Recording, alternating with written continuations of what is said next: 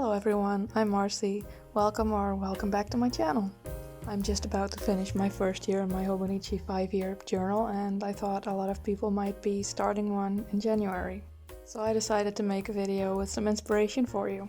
This is the version of the video where I talk about all my ideas and inspirations, but if you just wanted to see the entries, I'm also posting a version without the commentary.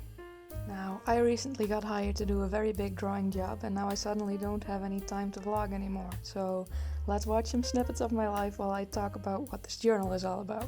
I'll put a timestamp in for those of you who already know and don't need to see this. Okay, so the Hobonichi 5-year journal / planner, I don't know what it technically is supposed to be, but you can use it for either, is a book that has a page for every day of the year. And each page has 5 sections that you can write in 5 years in a row. Meaning the fun of this, and what makes this one special, is the fact that as time goes on you'll be able to see what you did in previous years on this particular day. And like I said, I've only been using it for a year myself, so I haven't even started that part, but I'm very excited for it. I don't know if this is the same for everyone, but something I've noticed is that I forget so many of the small things that happen on a day-to-day basis that made me very happy at the time, but just aren't as memorable as all the big events, you know? Keeping some kind of journal is such a good way to keep all your memories alive. And this book has the extra benefit of being able to easily look back on multiple years. So all that to say, I really love this thing. However, it's also quite expensive and a pretty big commitment, so we really don't want to end up abandoning it. And that's the point of this video. I wanted to show you my favorite things that I've done in here, and I'm hoping you'll share some of your ideas with me as well. I've got sections in this video on what to document, what materials to use, and how to decorate. Again, I'm making some handy chapters so you can skip around and watch the parts that are of interest to you. I hope watching all of this will give you some inspiration. Before we get into the content of the entries, let's have a look at all the materials that work well in here. I did also do this test page before I even started, so if you want to, you can pause and have a look at these and see if there's anything you wanted to know on there. Though I would say the only material that really doesn't want to work on here is alcohol markers. They just bleed too much. You can make just about anything else work in here if you really want to, but I'll be showing you some of my own favorites. Starting with the one I like the most, which is water-based markers. They're my favorite thing to use on this kind of paper because it doesn't bleed at all, and you can even layer it and the paper won't buckle or anything. As you can see in my examples here, there's a lot you can do with them. And the brand of these that you're most likely to know or have heard of is Tombow. And they are probably the nicest, but they're definitely not your only option. I have this ultra cheap set of water-based brush pens that I use all the time. Next up we have paint markers, which look really pretty on top of themselves, on top of anything else. But with these you have to be a little more careful because the tip can sometimes damage the paper a little bit. But they look really lovely on top of our next material, which is watercolor. So I really don't think I would have tried this of my own accord, but I saw Bai Bun use it in hers and she said it wasn't so bad. And I would agree, although if you use it on a larger area, you want to put some clips on the paper and work really quickly. Like, this is not the material to use layers with. But it is a very fast way to get a lot of color in there, and I think it looks so nice. Here's another unlikely option, acrylic gouache. I tried regular gouache and it damaged the paper too much. And I wouldn't trust regular acrylic paint because it does dry sticky sometimes. But acrylic gouache works surprisingly well. My examples here are a little bit misleading, because some of these pages are very buckled, but that's actually from some watercolor mishaps on the backs of these pages. In my experience, as long as you clip down the pages, this will dry flat. But the best part of this stuff is that it's completely opaque. So if you've done something in here that you really hated, you can just cover it up. Or if something bled through from the other side, you can cover that up. It's also the only surface that will allow you to do stamping, because that will normally ghost quite a lot and even bleed to the next page, but you can do it with some acrylic gouache underneath. I don't use it a ton because it does take a while to dry and I'm usually kind of in a hurry, but as far as looks go, this is my favorite material. Then we've got watercolor pencils. which is all the fun of watercolor, but so much easier to control and blend and all of that, but it takes more time. You do have to go over everything twice after all, but I do like it a lot. It works very well as a background or as a quick way to add some color to a sketch. Then we have regular color pencil, which I use a lot less of, because this will fight you. Depending on the kind of pencil you have, it takes quite a lot of pressure for it to stick to this paper because it's just so smooth. But if you have a wax-based color pencil, which off the top of my head, you've got Prismacolor, Arteza, Artex, those will do a little bit better and they don't smudge or anything, so you can use them, as you can see I've done here. So I'm not sure stickers and washi tape should necessarily count as an art material, but I do want to talk about them for a second. They don't even add that much bulk, at least if you don't put them on every page, you know? Especially in the case of washi tape and rice paper stickers, they are quite thin and it works out. But something that bothers me and that I've heard other people say bothers them too is that because the paper is so lightweight and so thin, adding stickers to it makes the paper bend weirdly because it really weighs it down. It's a little hard to explain. I do it anyway because I want to keep a record of all the stickers I've made for my shop, but it's something to keep in mind. So let's talk about what you might want to write. I started out just writing about where I went and what I did, but after a while that starts to feel repetitive, and I rarely do that anymore because I actually don't think those are the things that I'm really going to want to remember later on. More exciting might be the funny thing that your pet did or that your kid said, or the big things happening in the world. I do some of that.